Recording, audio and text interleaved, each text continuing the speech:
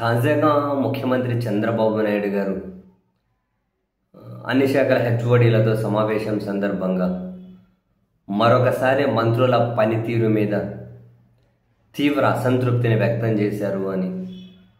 మంత్రుల పనితీరు అస్సలు బాగోలేదు, ఎన్నిసార్లు చెప్పినా కూడా వాళ్ళ తీరు మారడం లేదు, అసలు వాళ్ళ మంత్రిత్వ శాఖ మీద వాళ్ళ కనీస అవగాహన కూడా లేదు, ఎవరూ కూడా కనీసం ముద్ర కూడా వేయలేకుండా ఉన్నారు. కేంద్రం నుంచి నిధులు తీసుకురావడంలో అట్టర్ ఫెయిల్యూర్ అయ్యారు. కొందరి మంత్రుల వల్ల ప్రభుత్వానికి చెడ్డ పేరు వస్తూ ఉంది. ఎన్నిసార్లు చెప్పినా పనితీరు మార్చుకోకపోతే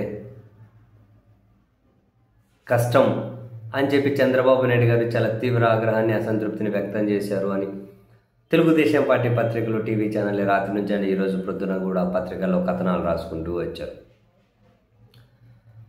అయితే బొమ్మకు మరొక వైపు కనిపించేది అసలు మంత్రులకు నిర్ణయాలు తీసుకునే స్వేచ్ఛ ఉందా అని తెలుగుదేశం పార్టీలోనే ముఖ్య నేతలే వాళ్ళ అంతర్గత సంభాషణలో మాట్లాడుకుంటూ ఉన్నారు. వాళ్ళు కొందరు మీడియా ప్రతినిధుల దగ్గర కూడా ఇదే అంశాన్ని మాట్లాడుతూ ఉన్నారు. అసలు మంత్రులకు ఎక్కడైనా కనుక కనీస నిర్ణయాలు తీసుకునే స్వేచ్ఛ ఉందా? నిర్ణయాలలో భాగస్వామ్యమైన ఉండే ఆ స్వేచ్ఛ ఉందా?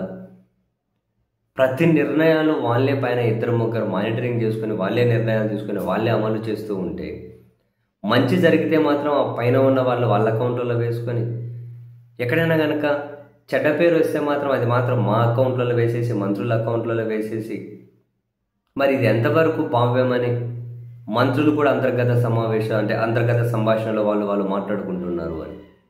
ఇందులో కాసింతన నిజం లేకపోలేదు. ఎందుకని?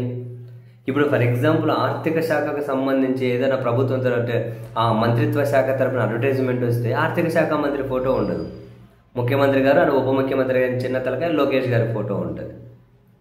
రోడ్ అండ్ ట్రాన్స్పోర్ట్ అని ఉంది అంటే ఆ కాన్సర్న్ మినిస్టర్ ఫోటో ఉండదు, లోకేష్ గారి ఫోటో ఉంటుంది, డీసీఎం ఫోటో ఉంటుంది.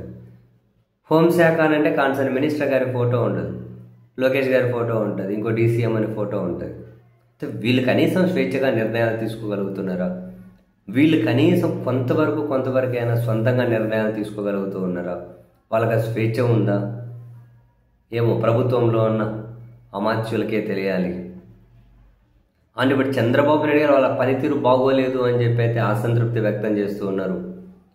ఓవరాల్గా వాళ్ళ పనితీరు ఎవరిదైనా బాగుంటే అది మా గొప్పతనం అని చెప్పి క్రెడిట్ మాత్రం పైన ఇద్దరు ముగ్గురికి ఇచ్చేస్తారు. బాగోలేకుంటే మాత్రం ఈ మంత్రి బాలేడు, ఆ మంత్రి బాలేడు అని చెప్పి మా మీదకు దొబ్బేస్తున్నారు అనే అసంతృప్తి ఖచ్చితంగా మంత్రుల్లో ఉంది అని. లేకుండా ఉండదు. బట్ ఇదైతే నిజమే కదా. ప్రతిసారి ఢిల్లీకి వెళ్ళేది ఎవరు? ఢిల్లీలో సంప్రదింపులు జరుపుతున్నది ఎవరు? ప్రతి నెల చంద్రబాబు గారు కానీ లేదా లోకేష్ గారు కానీ నెలకు ఒకసారి 2 సార్లు వాళ్ళే ప్రతి దగ్గర వెళ్తూ ఉన్నారు, మినిస్టర్లను కలుస్తూ ఉన్నారు. కేంద్రం నుంచి నిధులు రావడం లేదు అంటే ప్రధాన బాధ్యత తీసుకోవాల్సింది మినిస్టర్ తీసుకోవాలా, పైన ముఖ్యమంత్రి గారు అంటే వీళ్ళని ఇదంతా ప్రతిసారి ఢిల్లీకి వేస్తున్నటువంటి వీళ్ళు తీసుకోవాలా అన్న మంత్రుల ప్రశ్నల్లో డెఫినెట్లీ వాస్తవం ఉంది కదా. నిధులు తీసుకోవడంలో విఫలం చెందారు అని మంత్రులను నిందిస్తున్నారు అని అంటే ఢిల్లీకి ఎక్కువ వెళ్తూ ఉన్నది ఎవరు? మరి నిజంగానే అన్నీ గమనిస్తే మొత్తం మీద ముఖ్యమంత్రి గారు అయితే తన ప్రభుత్వ పనితీరు మీద సంతృప్తిగా లేరు. మరి దానికి ఎవరిని బాధ్యుల్ని చేయాలి? అందుకని చెప్పి బహుశా మంత్రులనే బాధ్యుల్ని చేసుకుంటూ ఇప్పటి నుంచే అదిగో చెడు జరుగుతుంది అంటే ఆ మంత్రుల వల్లనే, ఆ నాయకుల వల్లనే, మంచి జరుగుతుంది అంటే మా వల్లనే. మొత్తం మీద అయితే క్లియర్ కట్గా ప్రొజెక్ట్ చేయడం కోసం, క్లియర్ కట్గా దీన్ని ఎస్టాబ్లిష్ చేయడం కోసం అయితే మంచి ఫ్రేమ్వర్క్ అయితే రెడీ చేసి పెడుతున్నారులేండి ఇప్పటి నుంచి.